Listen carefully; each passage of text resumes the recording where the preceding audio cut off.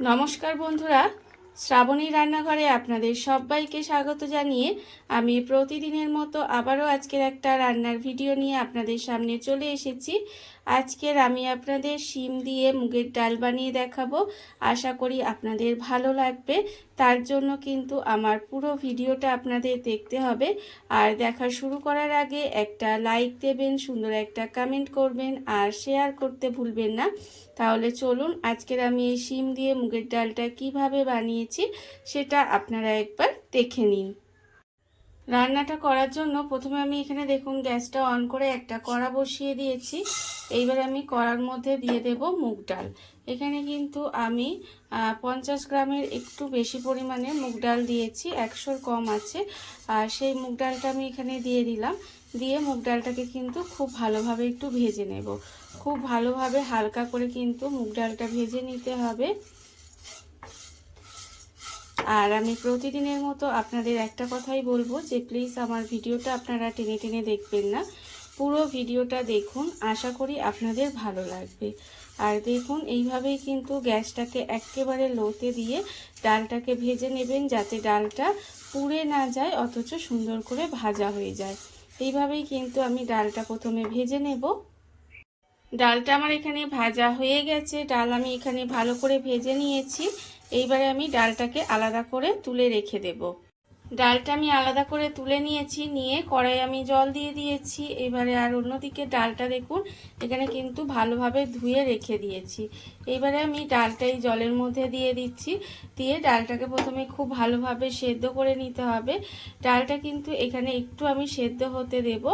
আর আমার চ্যানেলের নতুন বন্ধু পুরনো বন্ধু সবাইকেই বলছি আমার তরফ থেকে অনেক অনেক ভালোবাসা। নতুন বন্ধুদের বলবো যে আপনারা যদি চ্যানেলটা সাবস্ক্রাইব করেন তাহলে পাশে থাকা বেল বাটনটা অবশ্যই প্রেস করে দেবেন, যাতে আমি যখনই কোনো নিত্য নতুন ভিডিও আপলোড করব সবার প্রথমে আপনাদের কাছে নোটিফিকেশান চলে যাবে এবং আপনারা আপনাদের সময় মতো সেটা দেখে নিতে পারবেন।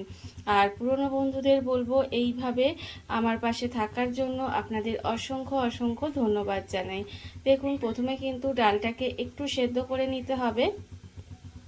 ডালটা আমার এখানে প্রায় সেদ্ধ হয়ে এসেছে। ডালটা যখন দেখবেন যে এখানে প্রায় 50% মতো সেদ্ধ হয়ে গেছে, তখন কিন্তু আমি ডালের মধ্যে দিয়ে দেব শিমগুলো। এখানে কিন্তু শিমগুলো আমি এইভাবে বড় বড় শিম বলে মাঝখান থেকে দুভাগ করে কেটে নিয়েছি।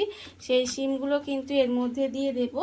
দিয়ে এবার একটু ঢাকা দিয়ে এই শিম আর ডালটাকে একসঙ্গে একটু ভালো করে সেদ্ধ করে নেব।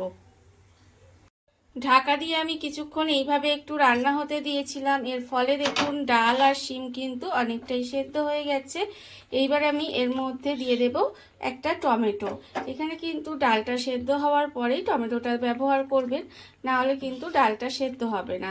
এইবারে টমেটোটা দিয়েও কিন্তু একটু আমার রান্না ডালটা সেদ্ধ হয়েই গেছে, তাও টমেটোটা দিয়ে আমি একটু 2 থেকে 3 মিনিট মতো এইভাবে ঢাকা দিয়ে রান্না করে নেব। টমেটোটা দিয়ে কিন্তু এইভাবে 2 মিনিট মতো একটু রান্না করে নিয়েছিলাম। আর দেখুন এখানে কিন্তু সমস্ত কিছুই আমার ভালোভাবে সেদ্ধ হয়ে গেছে। এইবারে আমি এটাকে কিন্তু আলাদা করে ঢেলে রেখে দেব। এটা কিন্তু আলাদা করে একটু ঢেলে রেখে দিতে হবে। ডালটা আমি আলাদা করে ঢেলে রেখে দিয়েছি। এবারে দেখুন ওই কড়ার মধ্যে এবারে দিয়ে দেব প্রথমে সর্ষের তেল। এখানে কিন্তু সর্ষের তেল দিয়ে দিলাম। দিয়ে তেলটাকে একটু গরম হতে দেব। তেলটা কিন্তু খুব ভালোভাবে গরম করে নিতে হবে। আর এই শিম দিয়ে মুগ ডালটা খেতে অসম্ভব সুন্দর লাগে। এটা আপনারা যে কোনো নিরামিষ দিনে বা এমনি যে কোনো দিনেও কিন্তু এই শীতে বানিয়ে খেয়ে দেখতে পারেন, ভীষণই ভালো লাগে। ভাত দিয়ে খেতে পারেন, তবে রুটি দিয়েও খেতে পারেন। এবার দেখুন তেলটা এখানে গরম হয়ে গেছে। আমি কিন্তু এর মধ্যে প্রথমে দিয়ে দেব তেজপাতা। এখানে তেজপাতা দিয়ে দিলাম। আর দেবো আমি এখানে শুকনো লঙ্কা। একটা শুকনো লঙ্কাকে ভেঙে আমি এর মধ্যে দিয়ে দিয়েছি। দিয়ে তেজপাতা শুকনো লঙ্কাটাকে প্রথমে একটু লাল করে ভেজে নেব। এটাকে কিন্তু প্রথমে একটু লাল করে ভেজে নিতে হবে। তেজপাতা শুকনো লঙ্কাটা এখানে ভাজা হয়ে গেছে। এইবার আমি এর মধ্যে দিয়ে দেব অল্প সামান্য একটু গোটা জিরে ফোড়ন দিলাম। আর দেব আমি এখানে গোটা জিরেটা, দেখুন ভাজা হয়ে যাচ্ছে। এইবার দেব এর মধ্যে হিং, সামান্য একটুখানি হিং দিয়ে দিলাম। দিয়ে এবারে সমস্ত কিছু খুব ভালোভাবে ভেজে নেব। তবে হিংটা খুব বেশি ভাজার দরকার নেই, না হলে হিংটা পুড়ে যাবে, তখন কিন্তু রান্নার স্বাদটা ভালো হবে না। এইবার এর মধ্যে দিয়ে দিলাম আদা। এখানে আমি একটু আদা গ্রেট করে রেখেছি, সেই গ্রেট করা আদাটা দিয়ে দিয়েছি। দিয়ে আদাটাকে একটু সময় তেলের মধ্যে নাড়াচাড়া করে ভেজে নেব, যাতে আদার যে একটা কাঁচা গন্ধ আছে সেটা চলে যায়। এইভাবে কিন্তু একটু সময় নাড়াচাড়া করে আদাটাকে ভেজে নিতে হবে। তবে খুব বেশি কিন্তু ভাজার দরকার নেই, তাহলে কিন্তু তেতো হয়ে যাবে। এখানে এটা ভাজা হয়ে গেছে। এইবার আমি এর মধ্যে দিয়ে দেব নুন। যেহেতু ডাল সেদ্ধর সময় নুন দিইনি, দেব আমি এখানে হলুদের গুঁড়ো। আর দেব আমি একবার এর মধ্যে একটু চিনি দেব, কারণ চিনিটা দিলে তবে কিন্তু রান্নার স্বাদটা ভালো আসবে। নুন চিনির ব্যালেন্স হবে, খেতেও ভালো লাগবে। এবার সমস্ত কিছু দিয়ে আমি কিন্তু আবার একটু সময় রান্না করে নিয়েছি। রান্নাটা যখন হয়ে যাবে তখন কিন্তু এর মধ্যে এই যে ডালটা সেদ্ধ করে রেখেছিলাম আগে থেকে, সেই ডালটা কিন্তু এর মধ্যে দিয়ে দিলাম। ডালটা দিয়ে তারপর এটাকে খুব ভালোভাবে মিশিয়ে নিতে হবে। খুব ভালোভাবে কিন্তু এটা একটু মিশিয়ে নেব। মিশিয়ে একটু সময় ঢাকা দিয়ে আবারও কিন্তু রান্নাটা হতে দিতে হবে। ঢাকা দিয়ে আবারও কিন্তু কিছুক্ষণ সময় এইভাবে একটু রান্না করে নেব।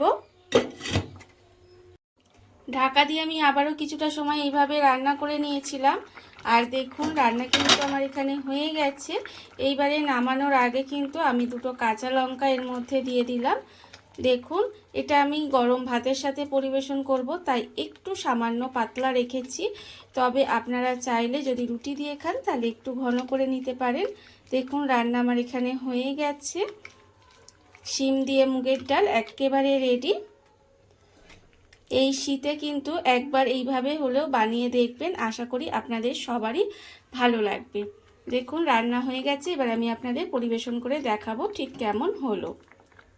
দেখুন বন্ধুরা, বাড়িতে থাকা কত অল্প উপকরণে কত অল্প সময় কত সুন্দর একটা শিম দিয়ে মুগের ডাল তৈরি হয়ে গেছে, আপনারা দেখতেই পেলেন। আর এটা কিন্তু খেতে অসম্ভব সুন্দর হয়। এইভাবে আপনারাও একদিন হলেও বাড়িতে বানিয়ে দেখতে পারেন। আর এই ভিডিওটা যদি আপনাদের ভালো লেগে থাকে, আপনারা যদি ইউটিউব থেকে দেখে থাকেন, চ্যানেলটি সাবস্ক্রাইব করে নেওয়ার অনুরোধ রইল। তাহলে চলুন ভিডিওটা আমি এখানেই শেষ করছি। আপনারা সবাই ভালো থাকবেন, সুস্থ থাকবেন। আবারও হাজির হব নতুন কোনো রান্না নিয়ে।